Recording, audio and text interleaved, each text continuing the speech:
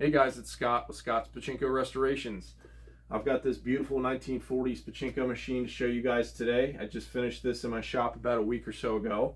This machine received a full restoration, which means that all of this woodwork was refinished, stained, and repolyurethaned. Brand new glass on this one. I touched up some of these metal pay pockets here on the front, and all the brass parts and all the metal parts came off and got either derusted or just polished up. So all the brass looks really nice and shiny. All of the steel parts on the back have been derusted and coated so that they won't rust again. But really the purpose of this video was just kind of film a highlight reel of sorts, just to show you guys the beauty and awesomeness of these early Pachinko machines. So this particular one won't be for sale. This is actually going to go into my own personal collection of Pachinko machines. So if you guys ever stop by the basement or the shop, ask me to see it, and you're more than welcome to see it. So this is the front, and I actually have the original playfield here next to it to show you guys what a difference the new playfield makes. This is a very roached playfield, as you would expect from literally the 1940s. And so I'll probably keep a couple sections of that just to show customers when they come in. This is what a difference it makes. That playfield really pops now. So that's the front. And this is the back. So without further ado, I put together a creative edit reel here for you guys, just kind of highlighting some of the mechanics on the back of the machine, how some of the jackpots pay out on the front of the machine. Just kind of a cool little highlight reel. Some of it was filmed in slow motion. So without further ado, I'm going to cut over to that footage now.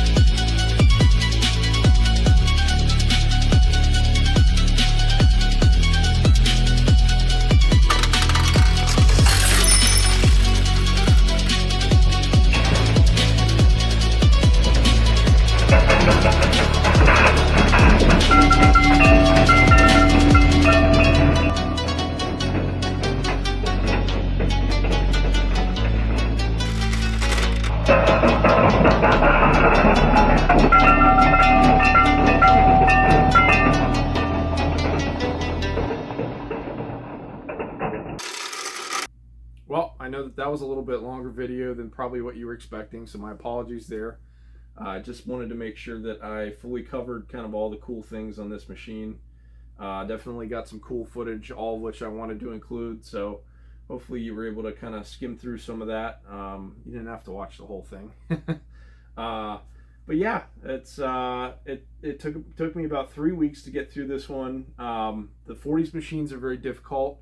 What I'll chalk it up to is the really cheap fasteners and the derusting process that you have to go through on some of these parts. And on this particular machine, the metal tin parts and the steel parts on the back of it were rusted to the point of almost pitting. And it took me a long time to get those parts soaked and derusted. And then, like I said, the cheap fasteners, just these little tiny brittle nails with not much of a head for you to pull. So literally, in some cases, what I had to do is actually just drill the head off the nail, pop the metal piece over the shaft of the nail and get the metal piece off, soaking.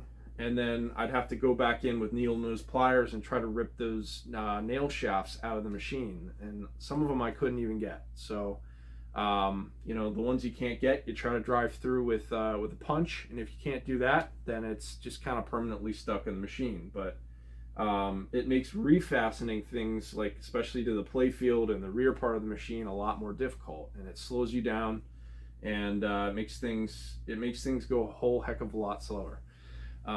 So anyway, like I said, hopefully you enjoyed that. Obviously, Scott's Pachinko Restorations. I'll drop the website in the description. Please visit me. Check out the website. It's brand new this year. I just dropped it in January. It's a super nice site. And yeah, if you have any questions about Pachinko restoration, obviously you know where to go to ask all those questions. I've got an email. I've got a phone number. Don't hesitate to reach out to me. Call me.